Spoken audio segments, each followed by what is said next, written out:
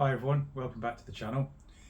In this video we're going to be taking a look at the problems caused by the powder coaters when the frame had originally been shot blasted, and how we're going to rectify those. But first of all, a recap on what happened. So this is our first issue. During the powder coating process, the frame first had to be shot blasted, and as you can see, they've shot blasted the bearing surface in the headstock. I've had loads of bikes blasted over the years, frames blasted over the years, and I've never known one not cover up the bearings. But there you go, you live and learn. So we need to deal with those, and they've done this on both the bearings, the top and the bottom one. The other problem, as I alluded to on the last video, is this is the VIN plate, vehicle identification number plate for the bike, and although I don't know if it'll pick it up or not, we can still see the frame number clearly. That's fine. That number is also reproduced, or was reproduced, on this plate, along with lots of other identification information, and they've basically powder coated straight over it. So we have a problem there, because obviously, although it's not a legal requirement for that plate, it was a well-preserved plate and they've coated straight over it. I'm assuming it's also been blasted the same as this has prior to being coated, so I'm guessing all the information on it is gone and we're not going to get it back. I want to try and at least clean the powder coating off this so I can see if that is the case. If it is, I do have a photograph of this, as I showed on the last video, and I'm hoping a printer can reproduce that for me. But we've first got to try and get this powder coat off without damaging the rest of the frame. I could drill the rivets out and take it off, but the powder coating has literally gone straight onto the plate, and the problem with that is that if I take this off, I'm going to disturb this. So I think I'm going to try and mask around here and see if I can clean this off with acetone, or I've got some quite strong paint stripper, but I'm going to have to be really careful. So I think first things first, I think we need to start having a look at getting these bearings out. I have got some new bearings now, to replace these ones. So let's get on with that. So the way to get these head races out is basically with a hammer and a flat ended implement of some description. So we're going to go in from the top and then just gently tap this until it starts to come out. Just work your way around it. Careful not to damage the rest of the frame. You should be able to see that just starting to work its way out now. So these are an interference fit. Doesn't matter what bike you've got, basically you're going to have something very similar to this. All bikes with yokes and triple T's, whatever you want to call them. There we go. So that's that one out. So these are the old style bearings. So they are literally single balls that just sit all around this race. And most manufacturers, certainly back when these were built, used to use exactly this. These days we use caged bearings, which are much more reliable. So we'll get the other one out. So that's which one's that? That's the top one. Get the bottom one out, and then we'll look at putting the new ones in. The top one's a lot more recessed than the bottom one, but the principle still applies. So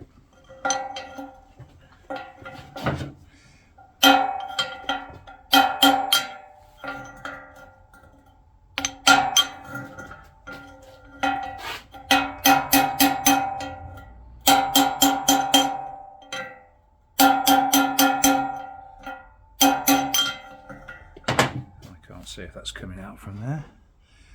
Not sure that one's moving just yet. I think what we might do with this one is just stand this up so we can get a little bit more purchase on it. Alright, let's give it a go.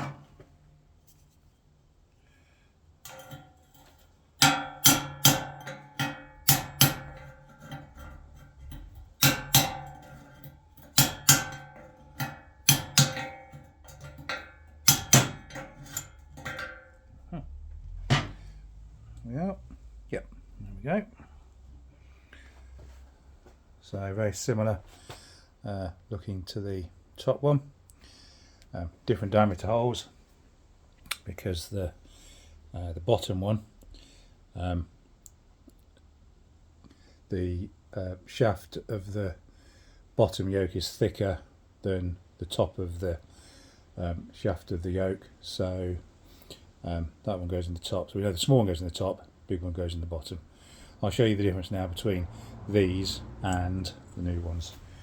So whereas before we had individual balls on this race and they go all the way around, and then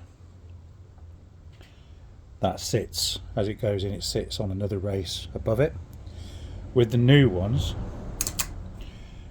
what we've got is caged rollers. So there's our race that goes into the frame, and that is a complete caged roller that just sits in there, and that provides a much better surface for the steering. They're stronger, last longer, so it would, we could have just replaced those races with the original ones with just the little balls in, but to be honest, this is one of those concessions to an aftermarket part that makes a lot of sense most of the time. You can't see it when it's on the bike. It improves the bike's handling and stability, so in my mind it seems daft not to change them for what they cost.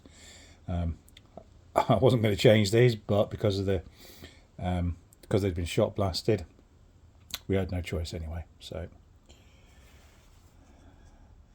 we now need to work out how to put these in and which side they're going. So first job to do is just to make sure that this is all nice and clean inside here. Just clean all of this out, get out any gunge that's in there, any rough parts, old grease. Let's get that nice and clean.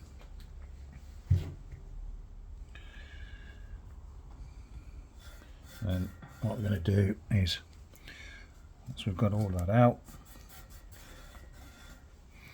we're just going to make sure there's no burrs or rough edges in there to stop the new bearing going in. So clean that out properly before spending a little bit of time doing that. You want to make sure that it's definitely going to seat right down in there. It's got to be sat in there properly for the yoke stem to come through and seat properly at the top. So we'll just get all of that out of there, and then it's not going to hurt just to get a piece of fine wet and dry, nothing too abrasive, probably 600, something like that, and just go around the edge of that in there just to make sure that there's no roughness in it that's going to stop our bearing going in. Okay, so I've just got some all-purpose water resistant grease, which is the grease that you probably use most on your bike, and we're just going to go around here,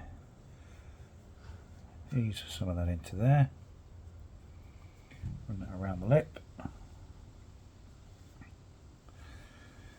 like so, and then making sure we've got the right race, which is that one with the small hole rather than the large hole.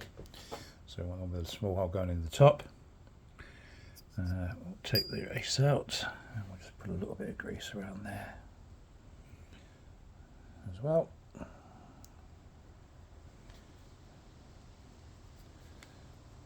Okay.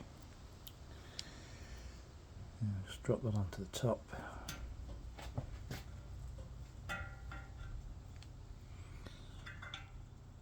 Like so. And we've got several choices now. What we really need to do, ideally, is to find something that's the same circumference as that. As it happens, we can probably use the base of one of the old bearings surfaces. Let's just clean that off for a second, because this should be the same size, yeah, which it is, so that's good.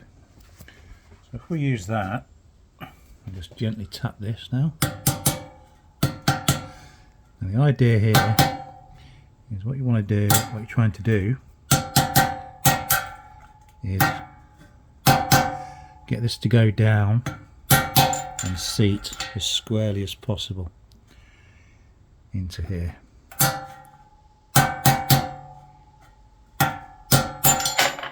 Oops.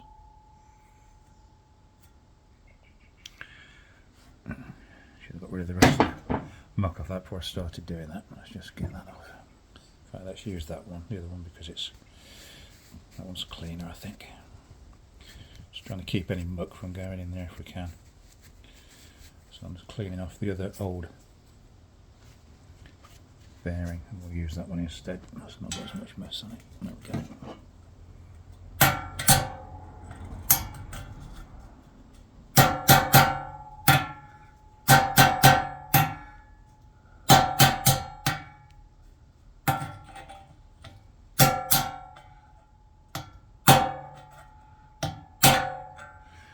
We won't make sure what we don't want to do is damage inside there.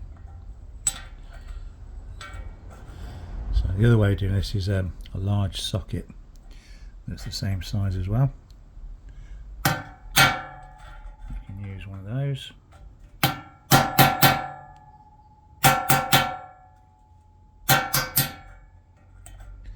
Slowly and surely this will go in, and you'll know when it's all the way in, because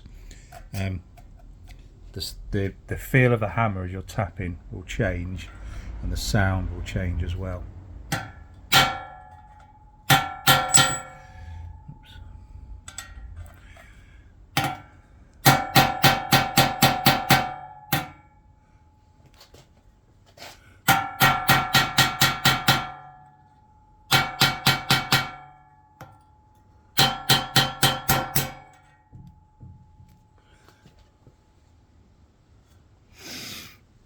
Okay, so feel in there. I think that's all the way in from what I can tell. Although I was expecting that to sit right down in there, if I'm honest. But let me just see if I can find a socket that'll fit over that, because that keeps slipping off and I don't want to damage the inside of that bearing face.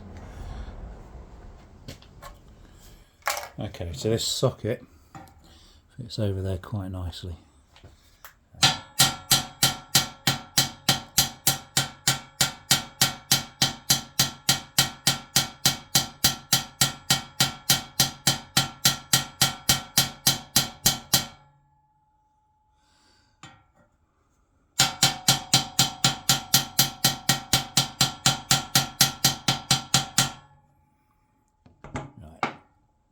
That's definitely all the way in. That's as far as that's going to go now, definitely.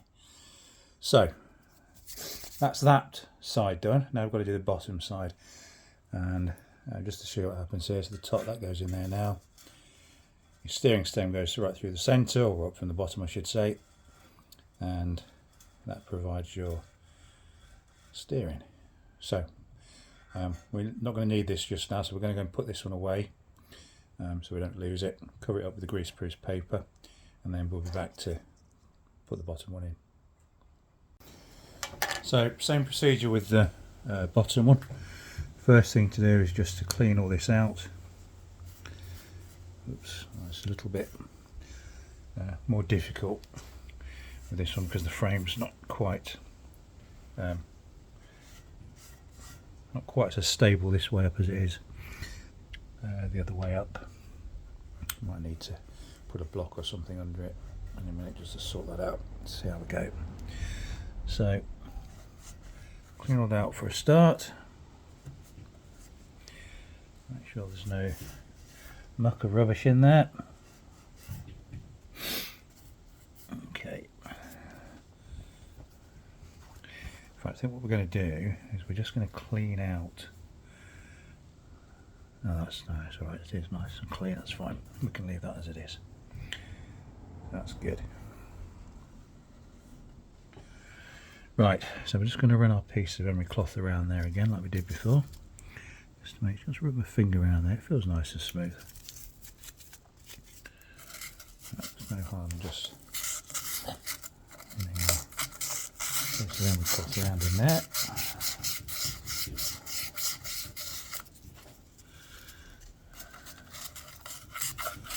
Make sure we're happy with that.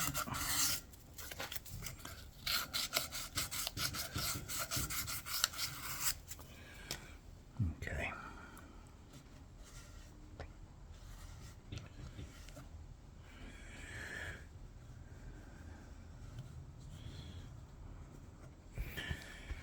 So let's see if we're going to be as lucky with this one from the point of view of being able to use a. I think that's not going to fit in there, is it? No. Okay. So we might have to rethink this one. I think this is going to be a little bit harder.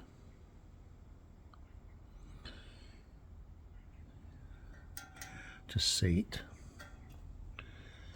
Okay, I'm going to have to see if I can find something just to sit in there on top of that, I think. Right, I'm going to have to get a little bit creative here. So, don't know if you can see, but down at the bottom of the race, you can see that gap just where my fingers point, just below my fingertip. And we've got to make sure that this race is sat down on that. So obviously this is recessed, it's going to be quite difficult to get at, but the old race does sit quite nicely on the top of that one, but obviously that's not standing very proud either. So I think if we use a socket,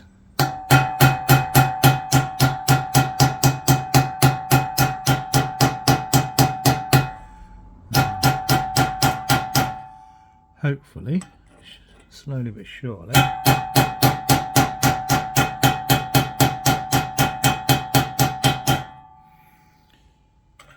this should start to go down and sit in the race, in the headstock I should say.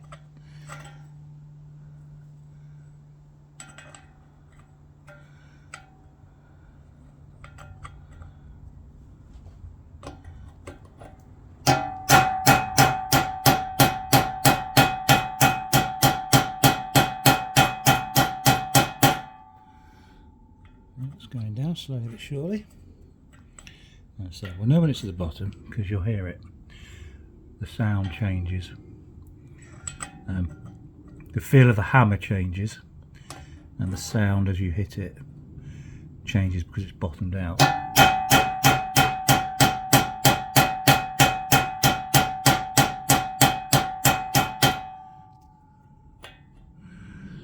Not quite there, not far off.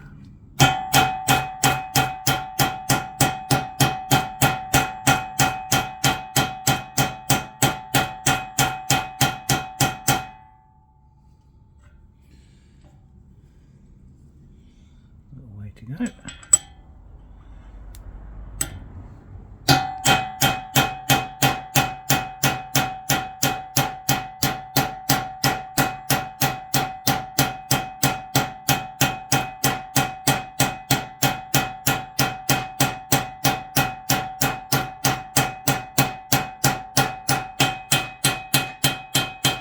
Ooh.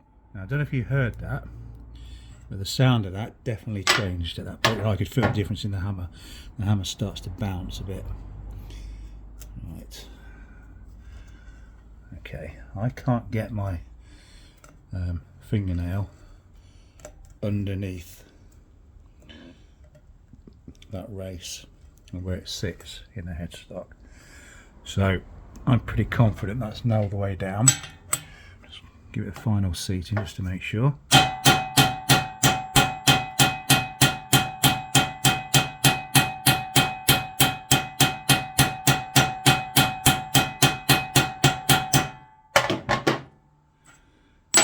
Yeah, I'm happy with that. That's not moving anymore. So that's good. We now have that bottom race in place as well. That's good news. So our next challenge is getting off the lower race. So this is the race that all the balls would have sat on the bottom yoke, and below that we've got a rubber seal. I've got a new one of those, so I'm going to replace that. This, as it happens, looked okay. It's a bit marked up, but I think it would have been all right, but we've got to change it anyway. Now we're changing the other one. So how do we get this off? There are specialist tools to do this. You can use a puller like this one. This is the biggest puller I've got, and even if it would go down there, as you can see, it's nowhere near long enough to get to that race, so that's not going to work. So the other way of doing it is we come at it with a chisel, and we try and get under this lip, and we try and prise this up. So it can be a long process. You've got to have some patience. You don't want to be damaging where this sits underneath here. So best way of approaching this is probably to put it in a vise with some soft jaws, or protect it with a cloth. And so let's have a go at that. Okay, so I've got this clamped up now between some soft jaws. So let's give this a go and see if we can't get it to move a bit. We just need to work around it a little bit at a time. Nice and patient.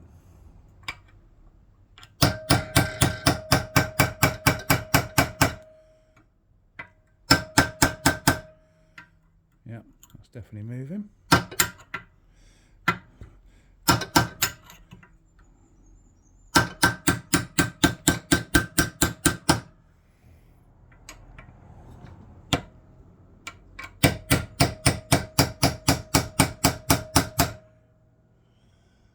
That's coming off quite nicely.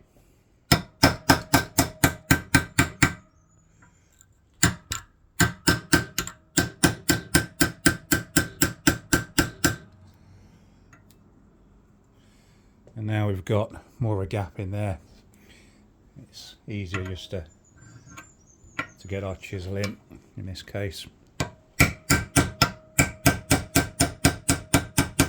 We've got to be really careful of here is that you don't damage the shaft itself, particularly in there where the new bearing is going to come and sit down. So that's just something to be mindful of when you're doing it this way. As I said, patience is the key.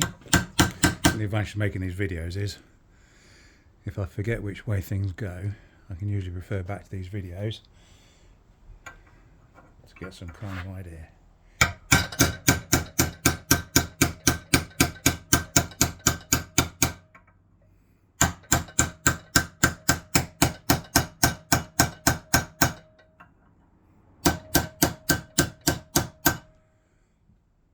Oh yeah, it's definitely going.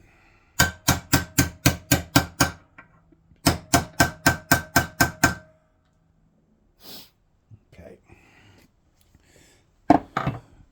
Hopefully that's a big enough gap now for us to attack it from the other side. Let's have a look.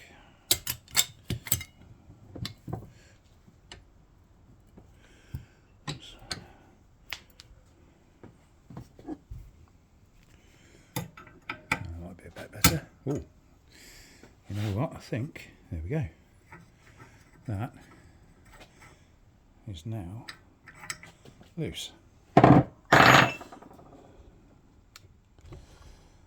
which means we can now just slide that up the shaft and off. And that is our final race off. So our new bottom race is basically then going to slide on to this way round. I'm going to replace this, and then we need to knock that down onto there, but we're not going to do that just yet. The reason being that I need to sort the rest of this yoke out first. So I'm going to clean the shaft up. The yoke itself has got a few rust spots on it, so that all needs cleaning off, and then I'm going to spray that with aluminium paint, and then we can put that race back on. So the stage we're at the moment is what I'm really trying to do is get all the parts required to get a rolling chassis back together. So our frame is obviously back. We've got the wheels are done, swinging arm is done. That was done off camera a little while ago.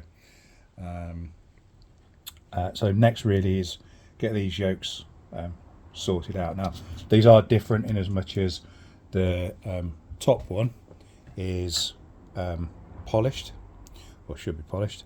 So I think looking at that, it's probably got a clear coat or lacquer on the top of that. So need to get that off. I don't know where that little brass insert's gone. I think it must be in the box of bits. Anyway, strip this, get this polished up, get it back in some sort of factory condition if we can. That's easy enough with that one. These two bolts look fine. I don't think we're going to be doing anything with those. I might redo these ones, re-zinc these ones. I'll see how they clean up. Those two look absolutely fine, so I'm not doing anything with those. So it's really just a question of polishing this more than anything else. The bottom one is different. That's actually painted. So this is painted. So I'll probably blast this back, probably mask this bit off so I don't blast that, because that's where the bearing sits. Blast this off, repaint it with aluminium paint, and then what I'll do is, these are meant to be bright silver, these bright silver zinc, so I can redo those, and those four are done with a black passivate. So that's simple enough as well. I can get that done, and then that'll be those ready, along with the bearings and the washer, or new washer, to go back on the bike. Forks are already done. So at that point, apart from the rear shock absorbers, I think we'd be ready to start getting these bits back on the frame and making some kind of start on reassembly. Still a long way to go. Still got most of the other components of the bike to sort out. The engine's done, just needs the top end putting back on. We'll cover that in another video. Let me just show you the shocks. So these are the original factory shocks that came with the bike. I did get a chance to go on the bike. They don't leak, so ideally I'd like to reuse them, but I'll clean them up and I'll see what they look like. They do unfortunately have spots of rust on them, which I'm not going to be able to do an awful lot about, but I'll clean them up. I'll see what they look like and see whether I want to go with those, or whether I'm going to replace those with some kind of period correct new shocks from, I don't know, Agon, something like that maybe. But yeah, that'll be for another video I think. So that's all for today. Hope you enjoyed the video. If you have, please give it a thumbs up, please like it down below, and I will see you in the next one.